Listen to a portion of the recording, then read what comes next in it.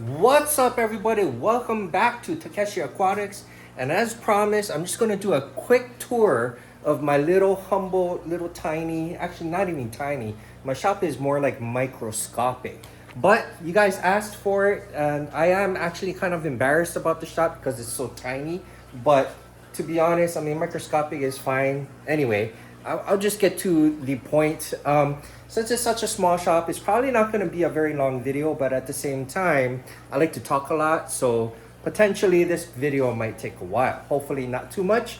But as I promised, or I guess I promised, or I said I would, I don't know if I promised, but I said I would. So let's get to it and I'll show you what I have in the shop. All right, first up we have this rack over here that I just installed recently because I ran out of space. And when you have a shop, unfortunately, you just run out of space, and that's my problem here. So I set up these 4 tanks over here. You can see they're kind of murky, but it's because I just set the tanks up, and the sand just needs to be filtered, but that's pretty much what it is. So it's not really a big deal. I have some bettas in here. These are all wild bettas, very rare. These are cochinas and bellises and all sorts of other rare species of betta. So anyways, let's talk about this rack over here. This rack over here is my guppy rack, and we'll just go down the aisle. We'll start from the top. These are all my guppy fry. In every single one of these tanks, you can see how many hundreds and hundreds of fry that I have up here, of all different types of strains. And the reason why there's so many different strains in each tank, and I don't want to combine the strains, is because I don't want to mix the strains. I want to make sure that all the strains stay as pure as potentially possible. So any of the guppies that I have in these tanks over here, when they give birth to fry, they go up there. So in the first tank here, we have the HB Red Rose guppies here. And we have a trio in here. And the second tank is the purple mosaics. I'm just gonna rip through this as fast as possible. I have a galaxy blue tail here. This is a trio. And metal blue grass. Same thing here. Excuse my reflection. All right, so moving on. This used to be my 24 karat gold tank, but I sold out of those. This here is my yellow tiger half moon tank. So we got some beautiful yellow tiger half moons in here. And we have albino foo reds in this tank here. And then we have see-through snakeskin, short body guppies. These are very rare. The female is a dumble with ribbon and the males are not. So when you breed these guys, they're super easy to breed because it's the male with the ribbon that is always a problem. You have to cut it, but the female is the one with the ribbons, not the male. These are my red lace guppies. Okay, moving down to the bottom rack over here, we have some green dragons. So if you look from the top, they're actually green iridescents on the male. We have the very rare blue tiger cobra guppies. Super rare, super nice guppies, if I can find them there. Albino red kois. And then we have albino king cobra. We have a pair in there. Down here we have the see-through albino red koi. When you have the male. We have the Santa Claus, which is only the female. A lot of my tanks are actually empty because, or not a lot, but some of my tanks are empty because I'm sold out of a lot of my fish. Here's the purple Dumbo dragons. Super, super cool strain. This is an empty tank, and these are the blue Moscows. When you shine light on them, they have a very nice blue iridescence. It's very, very nice. Okay, now we can move on to this rack over here. This rack here has my gold shell dweller. This is a cichlid, a very, very hard, super hard to get fish. And he's a very aggressive little guy. He grows up to about 2 inches. I love this guy very much. I wanted to keep him, but unfortunately I had already sold him, or her I should say, and when the mail comes in, the mail will go to a very, very good customer. These are my crown tail blue longfin paradise fish. That's the female. The male is back there. Very, very nice fish. This is the albino paradise fish. She's sick, so right now this tank is being medicated. As you can see, it's a little blue. And then here we have the Empire gudgeons. Gudgeons, super cool fish, super rare fish.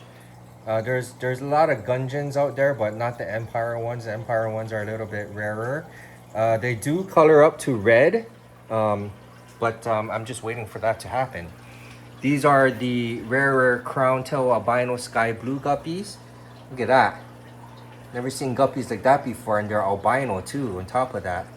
Then we have the Dumbo mosaics. These are cool but pretty standard guppies. And these are the red sky crown tail guppies. Isn't that cool? That is super cool. And in here, of course, is just some shrimp. The shrimp I have are not the colored ones because Hawaii, you know, our laws here are different, so we're not allowed to have colored ones. I mean, there are some loopholes and stuff like that, but I won't get into that right now. And these tanks up here, we have some plants that I'm growing out. They're tissue culture plants that I'm growing. And on the top, we have little samurai bettas that are growing out over here. And over here is a Samaradina green wild betta. And these, again, they just brighten up a lot with iridescence when the light hits it. In fact, let me do that for you if I can even get a... No, I don't have a light right now. That's easy to access. But if you guys join my Instagram page, you'll be able to see that. These have Samaradina blue fry in it. And this one is the embellis blue with the red rim fry in it. I can't see any of the fry right now. Maybe you can in the video, but I don't see... Oh, there's fry in the back over there, but it's hard to see. These are my killifish. These are the non-annual killifish. Super, super cool fish. They lay eggs in this mop over here. So every time I do water changes, I pull the eggs out. Looks like there's one over there, maybe. Super healthy fish. And in this tank is the same species and the same strain.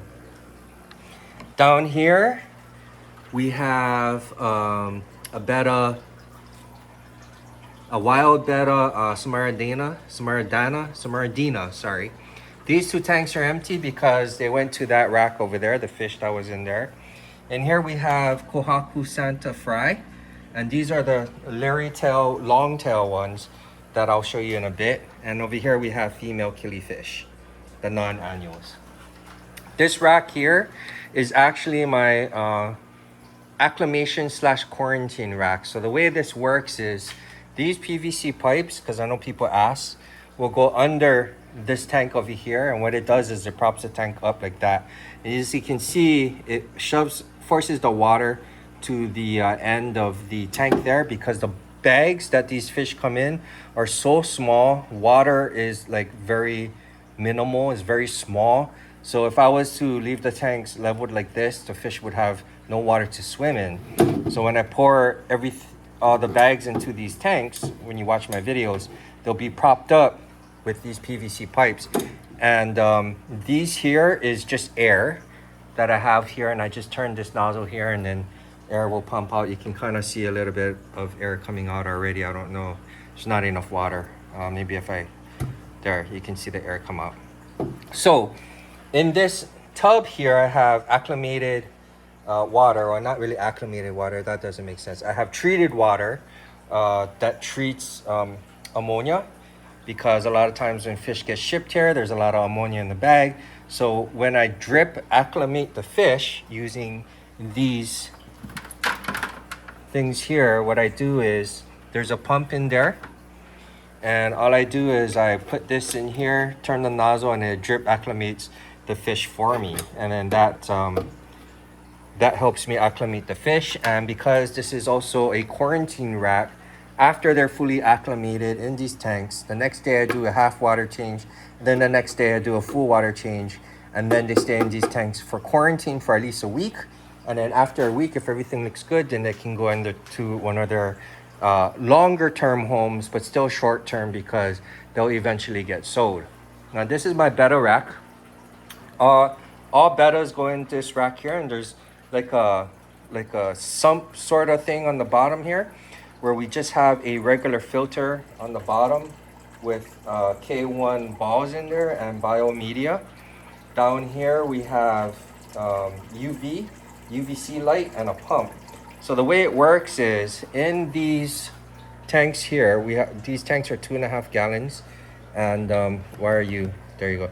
Each one of these tanks are 2.5 gallons, so that they're not in small little cups. And I drilled holes in the back of the tank, so every time water drips, it will drip and it will overflow into that pipe up there. And on the other end of that, it falls in there, and you can see all the water dripping out over here. And then this pump here just pumps the water, comes out through this blue tube, goes into a filtration system, and this is just for regular filtration. It's not bio or anything like that. Of course it could be. And it goes through another UVC system. So the UVC here is constantly cycling water in here and killing whatever bacteria and parasites or whatever in there. And then if some survive, it goes through this inline UVC. It comes up to this pipe, and it goes into this here, and it comes into this little air valve. And this drip system here is just for irrigation. So it's 1 gallon per hour. So these guys get fresh water every hour. Every 2 hours, it's just 2.5 gallons. So this is all my Bettas. So we have like a hybrid alien gray in here. We have the hybrid alien gray female. So we have pairs over here. Hybrid alien blues, and then the female. The copper over there, I love the coppers, the female. And this is the alien green, so on and so forth. We have like a ultra red monkey face, long tail. On this rack here, we also have up here, because I ran out of space, a pair of Samaradina guitars. And then we have a Samaradina copper and his girlfriend over there. So this whole rack is all for Bettas. And on the top is just the containers I have as backups, because that's what I used to use before I built this rack, was just those containers up there. And sometimes, while all I have to do is change the water in the sump, sometimes I think that changing water in those individual containers is sometimes easier. All right, so now we turn to the left, and we have this rack over here. So starting from the top, we have all these little tanks on the very top over here. These are all guppy fry. Every single one of these tanks is guppy fry, and that guppy fry is an overload of these tanks up here. So these tanks are twice the size as these tanks. So you can see they're definitely overpopulated here, full of fry. But you know, again, space is always an issue. Down here we have a tank that just grows my pothos plants. Just after I snip it, I want it to kind of heal itself so the poison doesn't go into the water. Once that happens, it grows roots over here, and these white roots are new roots from the water. This tank is empty. This tank has my cichlids in there. These are called Mega Orange. They're called Mega Orange from Indonesia, and so that's what I sell them as. Over here we have the famous crown tail gold guppies. We got a couple pairs in here, and yes, they are 24K gold, and they are super cool because they are crown tails, and it's really hard to find any of this kind of stuff in Hawaii. I'm just gonna say these are my Betta macrostoma tanks. So we have 3 tanks. This is empty, this is empty, but I still have a pair of macrostomas in here. The water is a little blue because I'm treating it, but that's for a different story. I think there's a macrostoma pair, so the girlfriend is all the way down there just chilling. Okay, so All empty tanks. This one has my Midnight Frills Medaka pair in here. Down here we have some sunset or sunrise guppies. And then in here we have the Kohaku Santa Liritail Longtail. What that means is these are super AAA high quality Kohaku Liritail fish. This is a female. She's in this tank by herself, and I catch her fry in this little cage over here. So every once in a while, I check for fry. This tank is empty. This is the same fish, the Kohaku Santa Liritail AAA version, but this is the males. You see how long the tails are? Look at the dorsal fin, the pectoral fins, the anal fins, all super long, super high quality. You see a lot of these fish at the local pet shops here, but nothing, in my opinion, that has this kind of quality. And in the tank over here, these are just randoms, which is basically my test guppies. Whenever I fire up a tank and I have super important fish, for example, like the shell dweller over here, I always have guppies in here in order to do two things. One, to test the water to make sure it's good, and two, to ensure, and most importantly, to ensure that the biomedia or the beneficial bacteria is maintained, because when you take fish out, the beneficial bacteria tends to die off because there's no more ammonia available for it to eat. In this tank, we have all of my paradise fish in here. These are the paradise blues. And the reason why you see guppies in here too is because I wanted to make sure that these paradise fish are community fish and they can get along with other fish. And right now, nobody's fin nipping, nobody's biting. We have female guppies in here just chilling with everybody else. However, you know, every fish has their own personality. So just because these paradise fish are fine with these guppies doesn't mean other paradise fish will be fine too. But these are the standard paradise fish in this tank here. And in here, we have this grumpy old rare platinum gourami. Yes, platinum gourami. I say it's rare because it's rare to find platinum gouramis in Hawaii. You see the golds, the blues, and all the pearls and all that, but platinum is a little bit difficult. And he's in his own tank here because he's a bully and he beats up everybody else in there. So he's going to learn his lesson soon when another fish goes in there. In this tank here, we have our zebra pleco LO46. And they are nocturnal fish, so they like to hide in here. They're kind of annoying because they don't come out and I can't enjoy them because they only come out at night. But other than that, there's also the Moscow blue fry in here, and it's just kind of like a grow out tank for them, and a couple of long fin corridors just as a cleanup crew. In this tank here, we have the female platinum gourami, which is the partner for this male down here, but the male always chases her and she doesn't like it too much. We got a couple of pygmy gouramis in this tank too, but this tank is probably gonna get repurposed for something else, and these fish are mostly in here to maintain beneficial bacteria, if anything. I'm probably gonna have bigger fish come in here later, and I'm gonna pull these fish out and probably put them in like a 10-gallon or something. So up here we have just spare tanks. We have rimless, we have the regular, you know, PetSmart kind of tanks, but we have rimless show tanks up there. And we have the tank here that I use to take pictures in back of these tanks here, which was the guppy rack. So this is the guppy rack we showed the first time or the second time. We have little adapters here that goes on the back, and it holds our pothos plants. And also have these 3D printed grill-like separators.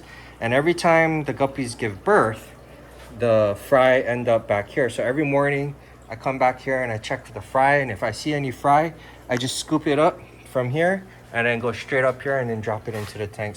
So like right now, you can kind of look with me to see if there's any fry in the back of these tanks to see if we need to recover any fry. And I see one over here. You can see that little fry over there. I probably missed him from before. You can see him swimming right there by the bubbles. So what happens is after the fish give birth, the fry gets scared. They run through those little slits over there, and then they just kind of cruise by the filter over here. And then over here I have these 3D printed pothos plant holders here, which actually work pretty awesome. Look how long those roots are. So these pothos plants are growing pretty good. And then hopefully I can get, I just put them in recently, so hopefully I can get a whole bunch of pothos plants, you know, going along here and make it kind of look like a jungle, because that would look pretty cool. But other than that, that's pretty much my very small tour of my little tiny shop here. But you know, I am short on fish right now. My last shipment wasn't as big as I would liked it to have. There are some fish that wasn't sent to me, and some fish that still need to be sent to me.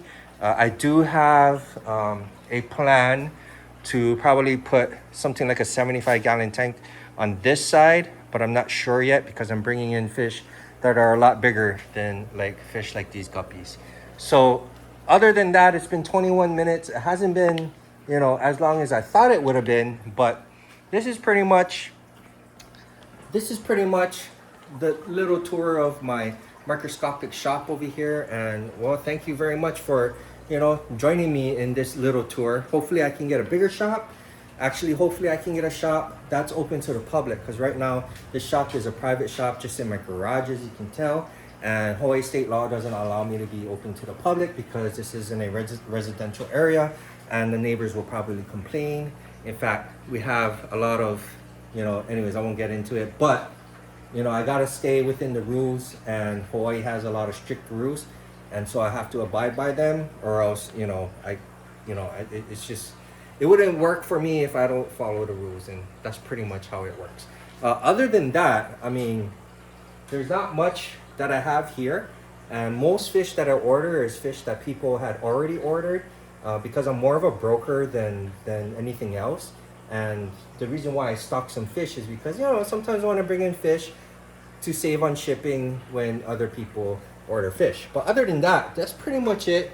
And yeah, thanks for watching this video. Like, share, and subscribe. Do all that good stuff for me. It really helps. And yeah, and until the next unboxing, which should be coming pretty soon, I'll see you in the next one. All right.